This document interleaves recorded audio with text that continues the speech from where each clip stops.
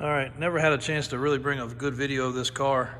This car is actually one of my personal Novas, and we have brought some content at the drag strip, but we're always so rushed because we're always very last minute getting ready, and just moved this out of our showroom to make room for some other cars, and thought I was gonna take it home, but the rain has set in, so it's not gonna happen. But this car is a 275 street tire car. And for those that have seen it at the track, it does get down pretty good. We've had our growing pains getting it down the track, but when it does make a good pass, it's pretty impressive. And a lot of guys are real secretive about their race car, and I don't mind. Again, I drive this car. There is no time that I won't get in this car and go 10 or 15 miles, and we take an event once a year down to OBX, and I bet I put 150 miles on this car. The rear tires probably go 300 miles, but it doesn't hook real good on the street. But I bet we put 150 miles on it riding. So when people talk about a street car and they roll it out of a trailer every time and it has no street use, to me that's not a street car. This is a real deal street car. It's not one of the fastest in the world, but it will hurt some feelings, and it has. And I've got two. I think this one is 1964. This car was built by Jimmy Riddle, and he owned it for about 20 some years.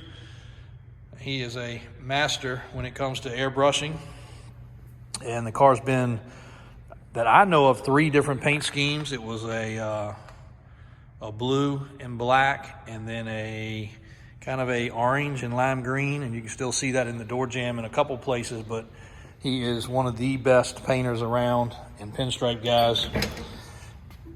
Yeah, you can see it a little bit right there. I knew there was a spot, and you can see all the different colors, but he even wrapped it all in the door jamb. Phenomenal guy. And I always told him I'd like to own this car, and weirdly enough, I bought his 64 from him. Well, 63, because this is the 64. Nitrous car, big block. Just installed the new shifter. Davis Performance / Davis Off-Road has done most all the upgrades. Daniel and Brian. Doug Hayes does a lot of my tuning for the Nitrous. Very good friend of the family. Yep, that is a parachute. Never used it. Tail lights work. Headlights work. Everything on this car operates. It probably could pass an inspection aside from not having any emissions items, but 64 wasn't required to have any. So, and it does not have windshield wipers. So there's a few things, but nevertheless, and they probably don't like that cow hood right there. But if you need anything performance-wise, the shop now carries pretty much everything. We've put all the braided hoses on this car. Daniel did the exhaust. A new set of tires because we come back from the beach, and for some reason the tires are usually pretty wore down. Batteries in the trunk. I've got a 16 volt / 12 volt converted battery, so I can run some stuff off 12, some stuff off 16. Still has a passenger seat. My daughter rides with me quite often. It does have a grid. It does have induction solutions. Nitrous computer there. All the necessary gauges. We usually take that out when we're street driving, so you don't have that in the middle of your legs there. I'll do another one with the hood off. I can't get that up and off by myself, but just over here getting some content on some of the side-by-sides, and quite a few of our regular followers have sent messages and asked about what the details are on this car. It's got a great stance, got a great look. All the things we've done. It was a roller when I got it. No motor, no transmission. It's got a glide in it. The wiring was a little bit of a mess. Redid most all the wiring.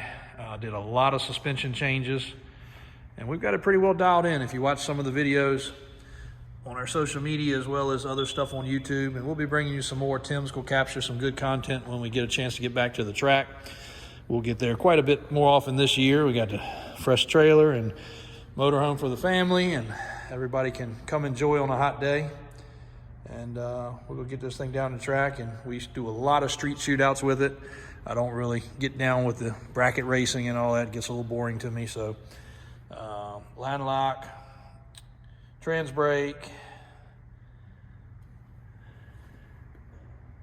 and even got a scramble button for the nitrous, just in case we need a little extra touch at the end. Just for the last race we did that.